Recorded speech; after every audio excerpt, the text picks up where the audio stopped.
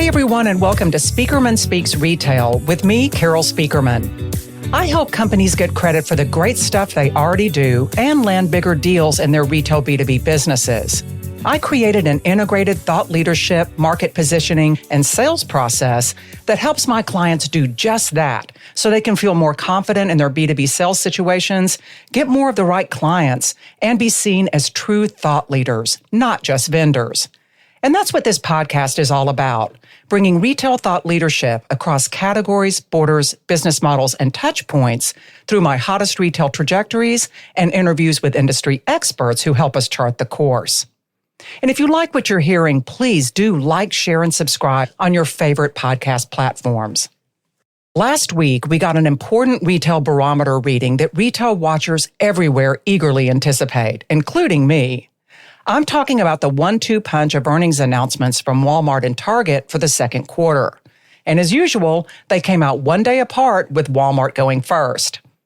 I've been dedicating episodes to this retail double feature for the last couple of years because this isn't just about two mega retailers duking it out for dominance. It's a bellwether for the entire industry. And with back to school wrapping up, and as we careen into Halloween, Thanksgiving, and the all-important holiday shopping season, it's a great time to compare what these big guys have in common, where they're veering in different directions, and what it all signals for everyone else going into the end of the year. But here's the thing. The daylight between these two guys just keeps getting brighter. So bright that it's actually getting harder to even see them as direct competitors. And the Q2 reports from Walmart and Target only make this clearer. In fact, continuing to compare them does a disservice to both. Now, that doesn't mean I won't keep doing it, but more in the spirit of what we just talked about, their influence in the industry and the signals that they're sending to everyone else. So let's dig into some of the details. And by the way, Walmart provided a lot more of those details overall than Target did.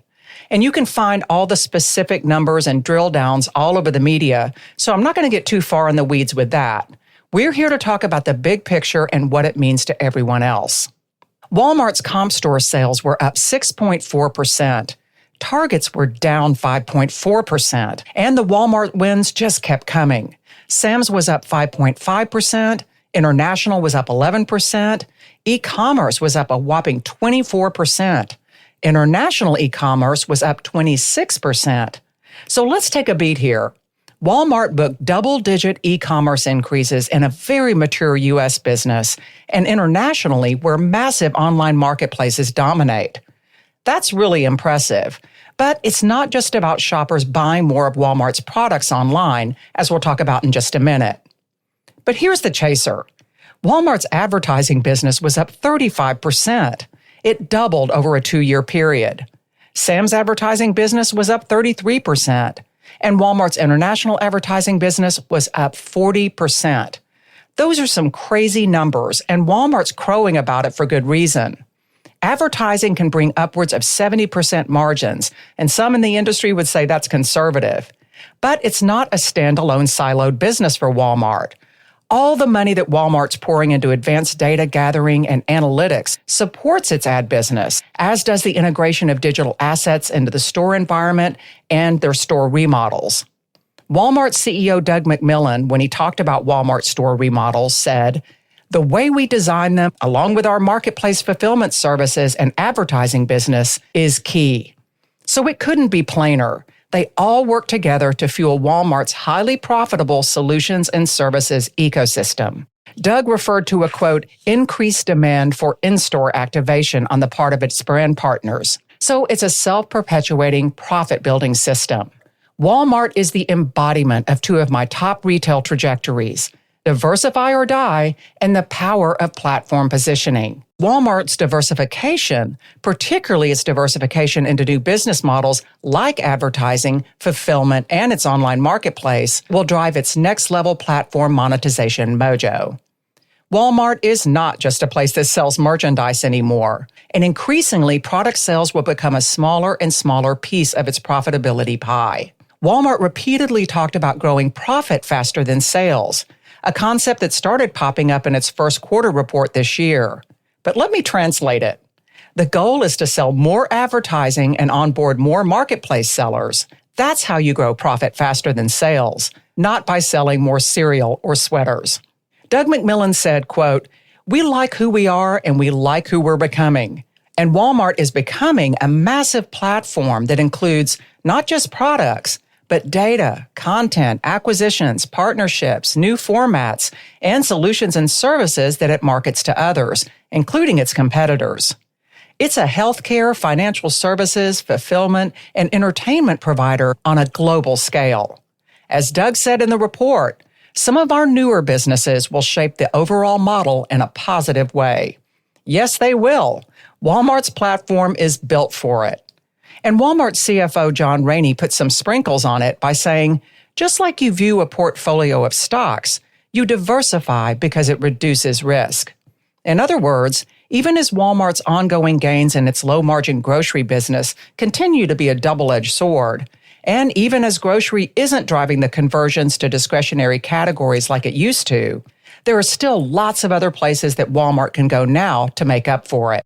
In the shared struggle department, Walmart used the term mix shifts again to address the fact that shoppers are buying more groceries and backing off of discretionary categories and general merchandise. Target reprised its favorite term for this dynamic when it once again talked about how increased purchases of what it calls frequency categories was still a stubborn situation. But here's the thing. Both Target and Walmart count on grocery to drive traffic and more frequent visits, so they can woo shoppers over to higher margin categories like beauty, apparel, and home. Walmart's the undisputed grocery leader. Target's newer to the game, and now you could say they might even be too late. And here's why. Both Walmart and Target are cheering the gains that they're making on the convenience front. More in-store fulfillment for online orders, quicker deliveries, drive-through returns, and so on. But the more convenient that Walmart and Target make it to grab groceries and get out or drive on, the harder it will be to convert shoppers to more profitable categories. Walmart's arsenal of convenience options is arguably making it worse for everyone else because the train's already left the station.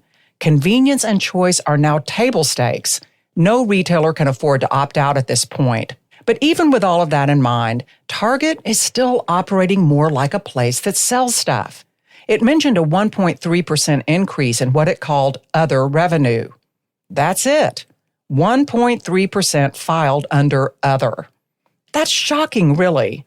Target, a retailer known for its marketing chops, its brand alliances, and general customer loyalty, is being downright sheepish about its biggest potential profit centers.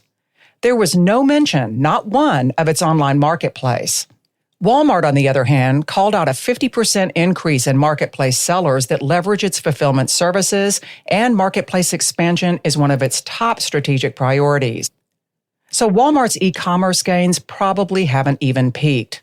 Yes, Target has CVS shops in its stores. It also has an in-house advertising and media arm like Walmart. It's made some acquisitions, but all of it pales in comparison to Walmart's diversification. Most of the highlights and lowlights that Target shared were centered on that product side of the business. Now, there were some operational wins, like 97% of online orders now being fulfilled by stores. By comparison, only 50% of Walmart's online orders are fulfilled by stores right now, so this was one area where Target took the lead. Target's rightfully proud of the combination of its increasingly automated sortation centers and how well they play with Target's last-mile deliveries facilitated by its acquisition of Shipt. Target's also pleased with updates it's made to its drive-up service, which enjoys tremendous customer satisfaction. The addition of Starbucks coffee pickups being integrated into drive-up, it's grabbed a lot of headlines recently. Pundits have gone so far as to call it ingenious. But in the scheme of things, is it really?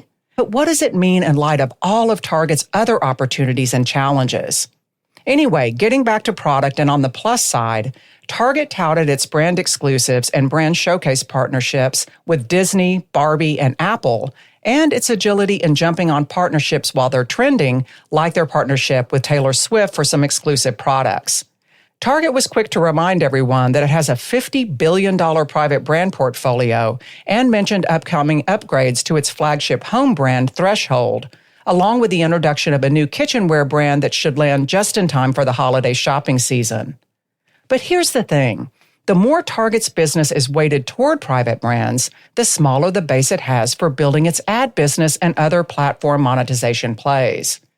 Advertising and media networks are built with national brand bucks. Online marketplaces are brand showcases. So Target's product-based brand strategies are arguably compromising its ability to diversify into more profitable solutions and services. Target's thrilled with its partnership with Ulta Beauty and its beauty business in general. It's bullish on expanding Ulta shops after doubling the business year over year. But as I just told MarketWatch in an interview, even though beauty brings in the margins, it's also one of the most tempting categories for retail crime. There's another double-edged sword. Retail has become a crime scene, and it's doing serious damage to retailers' bottom lines. Dick's Sporting Goods released its own shocking results recently, showing a vertiginous 23% dip in profits after a nice long stretch of success. Shrink wasn't even mentioned in Dick's first quarter report, so this either speaks to an acceleration out of nowhere or some kind of denial on the part of Dick's. But since then, Foot Locker and even Dollar Tree have cited shrink as a profit-killing pain. Earlier this year, Target said the rise in retail theft could cost it $500 million in profits this year. In its second quarter update, it cited a 120% increase in theft over the first 5 months of the year, calling it unsustainable. I'll say, but here again, Target's core categories and premium brand partnerships are disproportionately susceptible to shrink. That's not Target's fault, but it is an unfortunate fact. And these are the very categories that global online disruptors like Shein are attacking right and left. Not to mention TJ Maxx, Marshalls, and HomeGoods, collectively known as TJX, which are showing some really nice numbers these days. Target's focus on apparel, home, beauty, and private brands gives it very little wiggle room when headwinds hit, while increasing its exposure to a growing list of competitors and retail crime. Target cited changes in student loan relief, child care tax credits, and stimulus payments as being some of those headwinds, but all disproportionately impact the categories that are Target's bread and butter. Walmart's also acknowledged retail crime as a problem in the past, but in its Q2 report, it was practically parenthetical and didn't even come up until Q&A. Walmart said it lost 1 percentage point of profitability to crime. And when asked about the impact shrink is having on its business, Doug McMillon said, "It's not necessarily the same answer as maybe some of the others, because of, wait for it, Walmart's diversification. Walmart's diversification even puts it in another league when it comes to the impact that shrink has on its overall business." And here again, it's a mixed blessing situation. Shoppers are returning to stores, but so are criminals. And in the unforced errors department, there's the kerfuffle over Target's Pride merchandise and their ultimate decision to curtail it. This was just a chocolate mess all around. Target tried to keep its progressive cred going by carrying Pride merchandise, which, by the way, Walmart also carries and even dedicates sections on its website to. But Target was in the hot seat this time. First came the backlash from just enough noisemakers to draw negative attention and keep the confrontational videos playing on rotation. Then came the performative lawsuits from political actors, and then a shareholder lawsuit piled on top. So even though consumers' attention spans are short and news cycles move fast, Target just couldn't catch a break here. The story got bigger and bigger, and the spotlight just wouldn't shut off. But in its report, Target positioned Pride as but one of many what it called heritage moments. Target's EVP and Chief Growth Officer said that the reaction was, quote, "a signal for us to pause, adapt, and learn so that our future approach to these moments balances celebration, inclusivity, and broad-based appeal." I have to say that felt kind of cringe to me. I mean, it was kind of a word salad that actually contradicts Target's usual authoritative trend leadership approach. Target managed to look meek, wishy-washy, and lacking conviction all at once. Anywho, this too in time shall pass. But here's the bottom line. The tone of Walmart's report was confident, future-seeking, anticipatory, and specific. Target's report came off as a defensive, reactionary rehash by comparison. I'm really not trying to bash Target here, but the difference was undeniable. But of course, Target has its own strengths, a loyal shopper base, a groovy, upbeat marketing vibe that's still largely intact, and one that still attracts really great brand partnerships. And Target may be just diversified enough to keep those Target fans playing on its platform. But comparing Target and Walmart is becoming an apples and oranges situation that will increasingly do a disservice to both. Walmart's diversification is its greatest strength, and it's not static. It'll continue to grow and sprout new tentacles, and as it does, Walmart will be shielded even more from so many of those variables that can collectively sink its more narrow-focused competitors. Diversification will also increasingly set Walmart apart from many of its traditional competitors, including Target. Walmart is in a league of its own. I'm heading to Denver in a couple of weeks to lead a panel on the future of retail technology at the Total Retail Tech Conference. It's an invitation-only event, but if you want to apply, ping us at team@speakermanretail.com and we'll get a link to you. Either way, if you're in the Denver area the week of September 10th, please reach out. I'd love to meet you. In the meantime, I'd love to hear from you if you have any questions, ideas, or stories to share. You can ping me at carol@speakermanretail.com or hit my site at speakermanretail.com to check out more insights, subscribe to my updates, and get the latest on events and other happenings. See you next time, and happy selling.